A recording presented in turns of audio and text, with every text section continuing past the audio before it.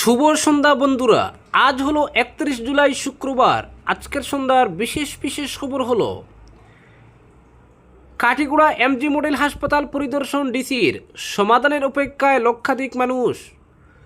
বন্যা দুর্গতদের সহায়তায় মুখ্যমন্ত্রীর ত্রাণ তহবিলে 1 লক্ষ দিলেন বিধায়ক অমিয় কান্তি। উজান আসামে জলস্তর কিছুটা নামলেও কাটেনি বন্যা দুর্ভোগ, মৃতের সংখ্যা বেড়ে 80। হাইকোর্টের রায়ে জিপি সভাপতির পদ খোয়ালেন অন্নপূর্ণা। কাটাখালের ভয়াবহ ভাঙনে আতঙ্কে হাইলাকান্দির নদী তীরের বাসিন্দারা। অক্টোবরে ভারত ব্রাজিল ফুটবল ম্যাচ, ইতিহাসের সাক্ষী হতে চলেছে কলকাতার যুব ভারতী। এবং সর্বশেষ খবরটি হলো 12 দিন ধরে নিখোঁজ পাথারকান্দির যুবক, চিন্তায় পরিবার। এবারে শুনুন বিস্তারিত খবর। দীর্ঘ 1 বছরের আইনি টানাপোড়েনের পর শেষ পর্যন্ত গৌহাটি হাইকোর্টের নির্দেশে কাছাড় জেলার বড়খলা বিধানসভা কেন্দ্রের অন্তর্গত 93 নম্বর বুড়িবাইল গ্রাম পঞ্চায়েতের সভানেত্রী অন্নপূর্ণা পাল তার পদ হারালেন। একই সঙ্গে পঞ্চায়েত আইন অনুসারে নতুন করে প্রথম সভা আয়োজন করে ভোট গ্রহণের নির্দেশ দিয়েছে আদালত। হাইকোর্টের বিচারপতি দেবাশিস বড়ুয়ার একক বেঞ্চ গত 28 জুলাই জারি করা নির্দেশে জানায়, আগামী 11 আগস্ট সকাল 11টায় বড়খলা আঞ্চলিক পঞ্চায়েত কার্যালয়ে নতুন করে প্রথম সভা অনুষ্ঠিত হবে। সভা সুষ্ঠুভাবে সম্পন্ন করতে একজন দায়িত্বপ্রাপ্ত আধিকারিক নিয়োগের জন্য কাছাড়ের জেলা কমিশনারকেও নির্দেশ দেওয়া হয়েছে। উল্লেখ্য, গত বছরের 7 জুলাই বুড়িবাল গ্রাম পঞ্চায়েতের প্রথম সভা অনুষ্ঠিত হলেও সেই সভার বৈধতা নিয়ে শুরু থেকেই প্রশ্ন ওঠে। 4 জন নির্বাচিত সদস্য সায়না বেগম বড়ভূইয়া, জেলি বেগম বড়ভূইয়া, সাবিনা বেগম বড়ভূইয়া এবং ওয়াহিদা বেগম বড়ভূইয়া প্রথম সভা পঞ্চায়েত আইনের পরিপন্থীভাবে আয়োজন করা হয়েছে বলে অভিযোগ তুলে গৌহাটি হাইকোর্টে রিট পিটিশন দায়ের করেন। মামলায় পঞ্চায়েত ও গ্রাম উন্নয়ন বিভাগের প্রধান সচিব, বিভাগের কমিশনার, কাছাড়ের জেলা কমিশনার, জেলা পরিষদের মুখ্য কার্যনির্বাহী আধিকারিক, বড়খলার বিডিও সহ একাধিক সরকারি আধিকারিককে পক্ষ করা হয়। মামলাকারীদের হয়ে সওয়াল করেন আইনজীবী এসপি লস্কর। অপরদিকে সরকারের পক্ষে উপস্থিত ছিলেন সিনিয়র সরকারি আইনজীবী H Sharma, standing council S Dutta এবং আইনজীবী এসপি চৌধুরী।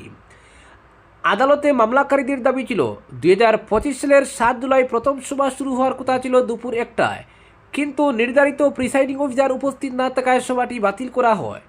এরপর একই দিন জেলা পরিষদের মুখ্য কার্যনির্বাহী আধিকারিকের নির্দেশে দুপুর 2টায় পুনরায় সভা ডাকা হয়।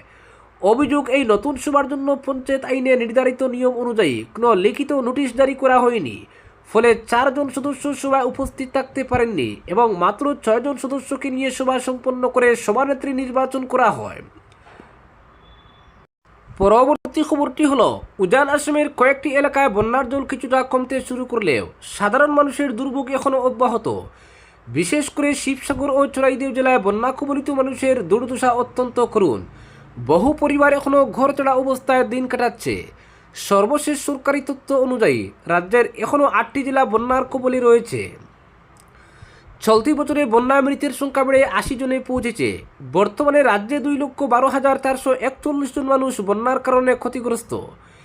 এদিকে বন্যার জেরে প্রায় 17,198 হেক্টর কৃষিজমি এখনও পানির নিচে রয়েছে, ফলে কৃষকদের ব্যাপক ক্ষয়ক্ষতি হয়েছে এবং ফসলের বড় ধরনের লোকসানের আশঙ্কা দেখা দিয়েছে।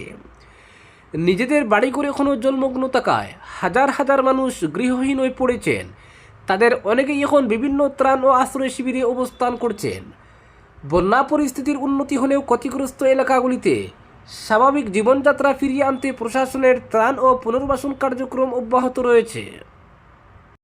পরবর্তী খবরটি হলো, কাঠিগোড়া এমজি মডেল হাসপাতাল পরিদর্শন ডিসির, সমাধানের অপেক্ষায় লক্ষাধিক মানুষ। আধুনিক পরিকাঠামো থাকলেও প্রয়োজনীয় চিকিৎসক ও স্বাস্থ্যকর্মীর অভাবে দুঃখছে কাছাড়ের কাঠিগোড়া এমজি মডেল হাসপাতাল।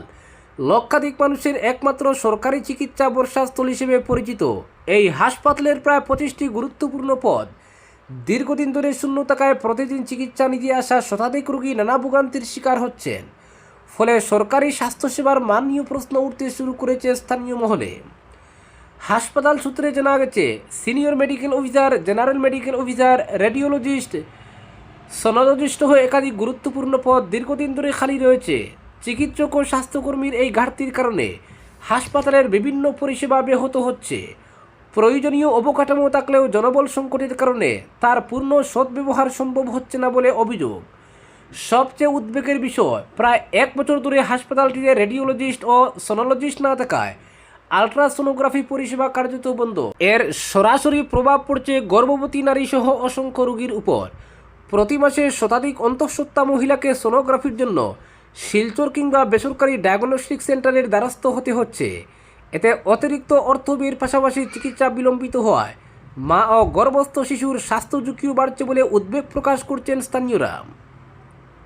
পরবর্তী খবরটি হলো, উজান আসামের ভয়াবহ বন্যা ক্ষতিগ্রস্ত মানুষের পাশে দাঁড়ালেন দলের বিধায়ক অমিয়কান্তি দাস।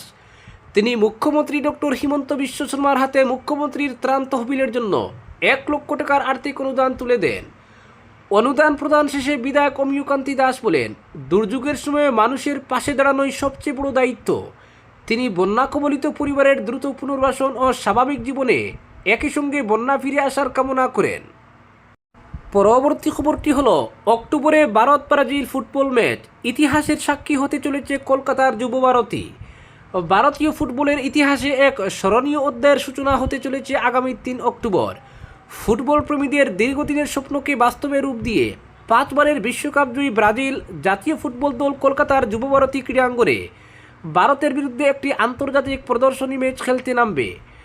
বৃহস্পতিবার ব্রাজিল ফুটবল ফেডারেশন এবং অল ইন্ডিয়া ফুটবল ফেডারেশন যৌথভাবে এই ম্যাচ আয়োজনের কথা আনুষ্ঠানিক ঘোষণা করেছে। প্রায় 70,000 দর্শক ধারণ ক্ষমতা সম্পন্ন যুব ভারতী স্টেডিয়ামে অনুষ্ঠেয় এই ম্যাচকে ঘিরে ইতিমধ্যেই ফুটবল মহলে তুমুল উন্মাদনা তৈরি হয়েছে। ভারত তো বটেই, এশিয়ার ফুটবল ইতিহাসেও এত বড় মাপের আন্তর্জাতিক প্রীতি ম্যাচের নজির খুব কম। এর আগে 2011 সালে আর্জেন্টিনার জার্সিতে লিওনেল মেসি কলকাতার যুব ভারতীতে ম্যাচ খেললেও ভারতের বিরুদ্ধে নয়, ভেনেজুয়েলার বিরুদ্ধে মাঠে নেমেছিলেন তিনি। ফিফা র্যাঙ্কিং প্রবর্তনের পর এত উচ্চ র্যাঙ্কিংধারী দলের বিরুদ্ধে ভারতের খেলার সুযোগ এই প্রথম। ফলে ভারতীয় ফুটবলারদের জন্য এটি হতে চলেছে এক বিরল অভিজ্ঞতা। বিশ্ব ফুটবলের অন্যতম শক্তিধর দলের বিরুদ্ধে মাঠে নামার সুযোগ তাদের ক্যারিয়ারের অন্যতম সেরা মুহূর্ত হয়ে থাকবে বলেই মনে করছেন ক্রীড়া বিশেষজ্ঞরা। ব্রাজিল ফুটবল সংস্থা জানিয়েছে, সেপ্টেম্বরের শেষ সপ্তাহে তারা অস্ট্রেলিয়ার বিরুদ্ধে 2টি প্রীতি ম্যাচ খেলবে। 25 সেপ্টেম্বর টাউনসভিলে এবং 29 সেপ্টেম্বর ব্রিসবেনে অস্ট্রেলিয়ার মুখোমুখি হওয়ার পর সরাসরি ভারতে আসবে সেলেসাওরা। ভারতের মাটিতে এটি হবে ব্রাজিলের প্রথম আন্তর্জাতিক ম্যাচ। ব্রাজিল ফুটবল কনফেডারেশনের এক বিবৃতিতে বলা হয়েছে, ব্রাজিলের বাইরে সবচেয়ে বেশি সমর্থক যে দেশগুলোর মধ্যে রয়েছে, ভারত তাদের অন্যতম। প্রজন্মের পর প্রজন্ম ভারতীয় ফুটবল প্রেমীরা ব্রাজিলকে ভালোবেসেছেন। সেই সমর্থকদের সামনে খেলতে পারা আমাদের জন্য বিশেষ আনন্দের। ম্যাচটিতে ব্রাজিলের বর্তমান কোচ কার্লো আনচেলত্তির নেতৃত্বে ভিনিসিয়াস জুনিয়র, এনরিক, মাতেস কুনহা, মার্কুইনসস এবং ব্রুনো গিয়ামব্রেসের মতো তারকা ফুটবলারদের দেখার সম্ভাবনা রয়েছে। যদিও প্রদর্শনী ম্যাচ হওয়ায় চূড়ান্ত দল নিয়ে এখনও কোনো নিশ্চয়তা দেওয়া হয়নি। অল ইন্ডিয়া ফুটবল ফেডারেশনের deputy secretary general M Satyanarayan বলেন, ব্রাজিলের মতো বিশ্বসেরা দল ভারতের মাটিতে খেলতে আসছে, এটি ভারতীয় ফুটবলের জন্য এক ঐতিহাসিক মুহূর্ত। এই ম্যাচ দেশের ফুটবল বিকাশে নতুন অনুপ্রেরণা যোগাবে। ভারতীয় জাতীয় দলের ডিরেক্টর এবং প্রাক্তন গোলরক্ষক সুব্রত পালও ম্যাচটির গুরুত্ব তুলে ধরে বলেন, ব্রাজিলের মতো সফলতম ফুটবল জাতির বিরুদ্ধে খেলার সুযোগ জীবনে বারবার আসে না। আমাদের ফুটবলারদের জন্য এটি এক অসাধারণ শিক্ষণীয় অভিজ্ঞতা এবং ভবিষ্যতের জন্য বড় প্রেরণা। ফলে অক্টোবরের শুরুতেই কলকাতা পরিণত হতে চলেছে বিশ্ব ফুটবলের অন্যতম আকর্ষণের কেন্দ্রে। ভারত ব্রাজিল দ্বৈরথ ঘিরে এখন থেকেই অপেক্ষার প্রহর গুনতে শুরু করেছেন দেশের কোটি কোটি ফুটবল প্রেমী। পরবর্তী খবরটি হলো, হাইলাকান্দি জেলার কাটাখাল নদীর তীরবর্তী এলাকায় ভয়াবহ নদী ভাঙ্গনের ফলে চরম উদ্বেগ ও আতঙ্কের মধ্যে দিন কাটাচ্ছেন নদীপাড়ের বাসিন্দারা। দীর্ঘ কয়েক বছর ধরে চলতে থাকা এই নদী ভাঙ্গন সমস্যার স্থায়ী সমাধান না হওয়ায় স্থানীয়দের দুর্ভোগ ক্রমেই বেড়ে চলেছে। সম্প্রতি অতিবৃষ্টির কারণে কাটাখাল নদীর জলস্তর বৃদ্ধি পাওয়ায় প্রবল স্রোতের সৃষ্টি হয়েছে। এর জেরে বড় হাইলাকান্দি ও বন্দুকপাড়া সহ আশপাশের বিভিন্ন এলাকায় ব্যাপক নদী ভাঙ্গন দেখা দিয়েছে। অনেক স্থানে নদীর ভাঙ্গন বসতবাড়ির একেবারে কাছাকাছি পৌঁছে গেছে। ফলে যে কোনো সময় বড় ধরনের ক্ষয়ক্ষতির আশঙ্কা করছেন স্থানীয়রা। স্থানীয় বাসিন্দা রিয়াজ উদ্দিন, নজমুল হোসেন, ফখরুদ্দিন, নিমার আলী সহ একাধিক ব্যক্তি অভিযোগ করে গত প্রায় 20 বছর ধরে তাদের এলাকায় কাটাখাল নদীর ভাঙ্গন অব্যাহত রয়েছে। ইতিমধ্যে বহু বসতবাড়ি, গাছপালা এবং মূল্যবান সম্পদ নদীগর্ভে বিলীন হয়ে গেছে। তবুও নদী ভাঙ্গন রোধে কোনো কার্যকর ও স্থায়ী সরকারি উদ্যোগ নেওয়া হয়নি এলাকাবাসীর দাবি। তারা একাধিকবার জল সম্পদ বিভাগের কাছে বিষয়টি জানালেও এখনও পর্যন্ত নদী ভাঙ্গন প্রতিরোধে দৃশ্যমান কোনো ব্যবস্থা গ্রহণ করা হয়নি। গত 10 থেকে 15 দিনের টানা বৃষ্টিপাতের ফলে নদীর জল বৃদ্ধি পেয়ে বিভিন্ন স্থানে বড় বড় ফাটল ও ভাঙ্গনের সৃষ্টি হয়েছে। এতে কাটাখাল নদীপাড়ের মানুষের জীবন ও সম্পদ মারাত্মক ঝুঁকির মুখে পড়েছে। নদীর তীরের বাসিন্দারা অবিলম্বে কার্যকর ভাঙ্গনরোধী ব্যবস্থা গ্রহণ এবং ক্ষতিগ্রস্ত পরিবারগুলোর নিরাপত্তা নিশ্চিত করতে সরকারের জরুরি হস্তক্ষেপ দাবি করেছেন। আজকের বিশেষ সংবাদ এখানেই সমাপ্ত।